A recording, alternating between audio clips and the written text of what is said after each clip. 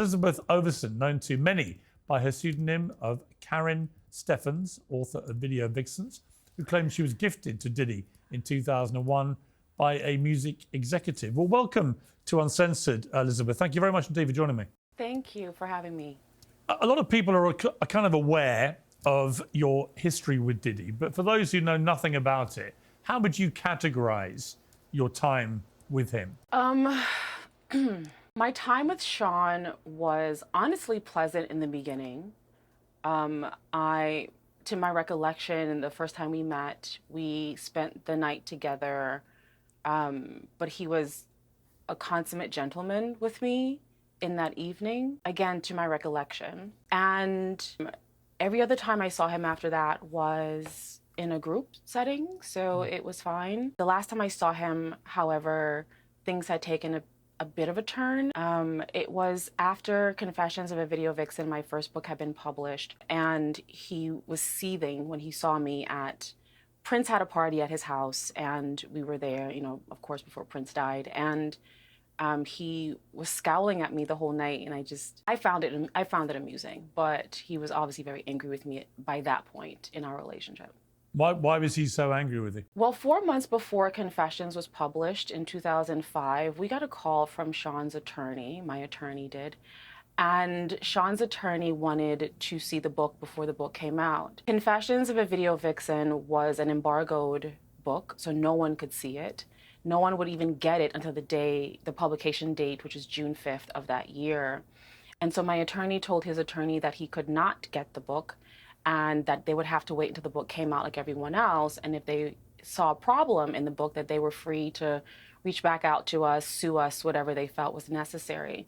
We knew that wouldn't happen because HarperCollins is the publisher of that book, as you know, is a News Corp entity, and those attorneys made sure it was vetted to the fullest, so Sean could never sue, he could never raise any objection to it. And I think he always hated me after that because I left enough. I posed questions in that book that I think sent certain people down the direction that leads us to where we are now. Just explain that a little more. What were the questions you think that you're talking about? Well, honestly, I'm just now getting context on a lot of the questions that I had then.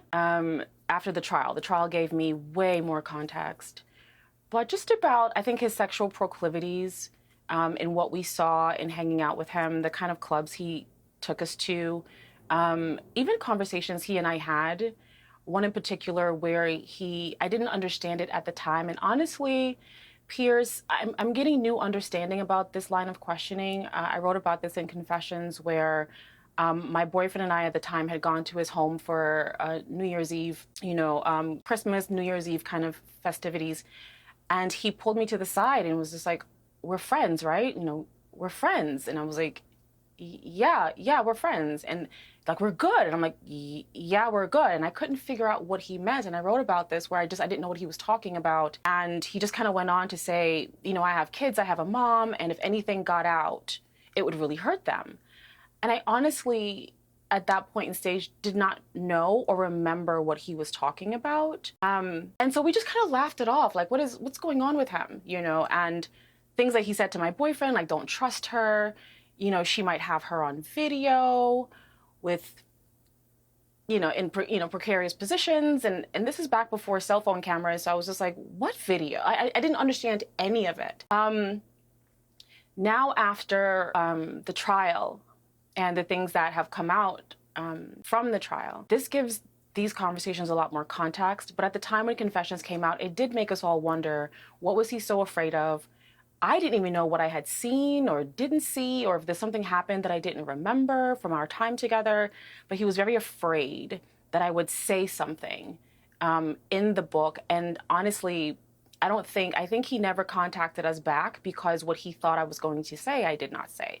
Possibly because I didn't remember it. What do you think he was fearful of you saying? I have to be honest, Piers, in booking this time with you today, and your producer asked me to kind of send over some pages from the book. I hadn't read Confessions since I wrote it, and I read it for the audio version, and that was 2005. It's been 20 years since I've read this book. And in reading what I sent over, which is what I just described to you right now, I wonder a lot of things. He was so afraid that I knew something. And I was confused because the only time that we had had together prior to this conversation was alone time at his home, wherein I felt we had a good time. I didn't know, he didn't come on to me. It was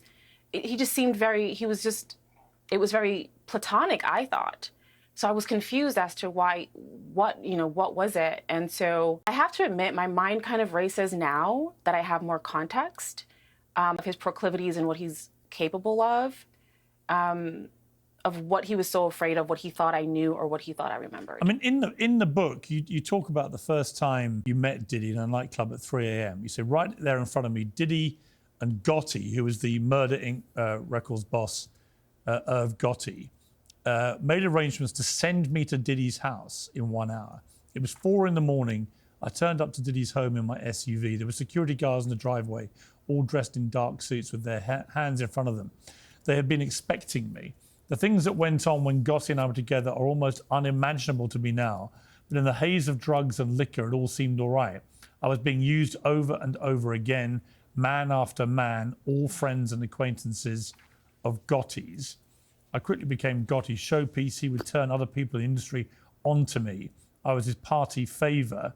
Whenever there was anyone Gotti wanted to impress, he would send them to me and I'd take care of them. I mean, could it be that what Sean Combs was worried about was that he facilitated this very transactional relationship that you had with Irv Gotti? Is that part of this? I don't think that was it. And honestly, I think it was more insidious than that. The fear, the fright that he had during that conversation at his Miami home, back in whatever year that was, he seemed terrified that I had known something. And I just don't know what he thought I knew or remembered. The transactional nature of how we met, and which is why, I said in various interviews before that I was gifted to him, it was because no one asked me if I wanted to go. No one asked me. They talked about me as if I wasn't there. I was property to cart around. And that's what they did. If they would have asked me, I still would have gone. So I didn't hold any objection at the time because I would have still done it. Being 21 and it's Diddy and we're having fun and it's just a Saturday night out in LA. But did you actually ever have any kind of sexual relationship at all then? I'm sorry, what was that? Did you actually have any kind of sexual relationship with Diddy at all? No, Diddy and I did not. No, well, not to my knowledge. So what do you mean by that? Not to my knowledge. I don't. Honestly, I'm questioning a lot of things right now. Well, you think not to my knowledge. I don't think anything right now. I just, not to my knowledge, because honestly...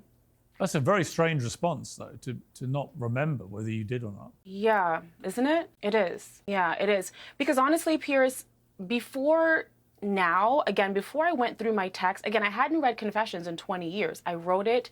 It was painful to write. So I never wanted to re-traumatize myself and go through those years again. And think about this. I'm a middle-aged woman at this point. I don't want to go back into my 20s and see what happened. But in gathering information for this interview here, reading that passage again for the first time in 20 years, I questioned a lot of things like, well, why was he so afraid? And why did he try to, make my boyfriend feel as if I wasn't trustworthy? And do you think he took advantage of you when you were under the influence of alcohol and drugs? I don't know. Honestly, I don't know. But do you feel that's the case now from everything you've read? Honestly, yes. Given the context, now that I know, because again, I never knew any of these things about him before. So the things that I learned in the trial, I did not know. I never saw that side of him. I did not know. I never understood. And again, in 2005, when I published Confessions, it says I didn't understand why he was so fearful of me, because our time together was pleasant. And I was like, wait, what is he so afraid of? What does he not want me to tell? I didn't see anything at that point. At that point, I hadn't seen anything. At that point, we had, I thought, just a friendly, platonic night together. So I was confused then, and 20 years later, I'm confused now. So to my knowledge, I've never had sex with Sean Combs. We never had that kind of relationship. But you can't be sure. Given what we know now, I can't be sure. And how does that make you feel? And that saddens me. Yeah, I was going to ask you. It saddens me, honestly. Yeah, because honestly, during this entire process, I've been shying away from publicity and just letting the trial unfold. I knew things from just being around and people talking, but I didn't know what was going to come out. There's a few things that I saw that without context were strange to me, but I didn't understand them until the trial. And so I've been quiet this whole time, and I disappeared off of social. I just disappeared for the past year waiting for this thing to unfold. In the unfolding of what I believe to be facts, and definitely the testimonies of Cassie and Jane and even some of the men, and then looking back at the text, I'm like, wait a minute. Okay, when he said, if anything got out, and I'm like, and I remember at the time being so confused, like anything like what got out? Like nothing happened. We hung out, you were kind. At some point I went to sleep, I don't know when, but I woke up and then we had breakfast and you were kind and I left. Nothing happened. I don't know, Piers, I feel, just in the last 24 hours, I question what I thought I knew about my time with him. You detailed in your books romantic relationships with a lot of famous people from that world: Jay-Z, DMX, Van Diesel, Lil Wayne, Method Man, even Bill Maher, LL Cool J, Mr. Carl, and others. You had a lot of famous guys you dated, and who knows what the nature of what happened with Diddy was about. But do you feel that this whole world has now changed irrevocably as a result of what happened to Diddy? No, because nothing has happened to Diddy. Nothing has happened to Sean at all. What has happened here is that, here's the deal. It's not a Diddy issue. Like, Diddy is a problem, but he's not the problem, okay? He's not the problem.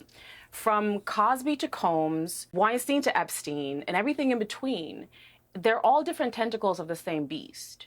And this is a story as old as time. The abuses of men, men in power especially, men with money, and I think it only increases over time as women become more free and more liberated.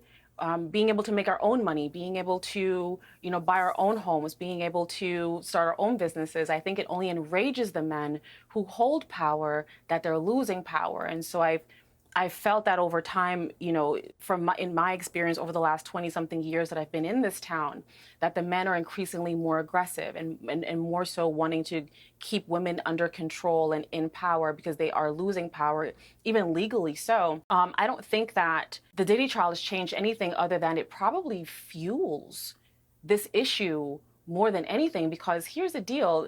Two of the toughest charges have been dropped. He's facing up to 20 with time served. Yeah, he's denied bail, but how much time is he really going to get? Probably maybe 3 years, might be out on probation, might have to wear an ankle bracelet like Martha Stewart, and everything's going to be fine. And then what happens is that no one's paying attention to the fact that there are a lot of men who aren't saying anything, who are very quiet, as well as men especially, and women, who are supporting him. And I fear, even with everything that we've heard, let's say none of that was true. We saw something, however, that tells us something about this person. We saw a videotape of him brutalizing Cassie, and that tells me everything I need to know about this person's character. So even if nothing else was true, that alone is enough reason for him to be canceled indefinitely. But I fear that's not what's going to happen. I think this is just emboldening more men to do the same thing, because guess what they're going to do? They're going to get away with it. There are men in this industry who have left this country, who are now living on islands and in different countries, to escape persecution from things like this. There are men that I know personally who are involved in this, who have done things similar to this, who have parties like this. Diddy's not the only one. This is not a Sean Combs problem. This is a societal community issue here in this town. And it's not just the artists. It's also their attorneys, their publicists. It's the hotels.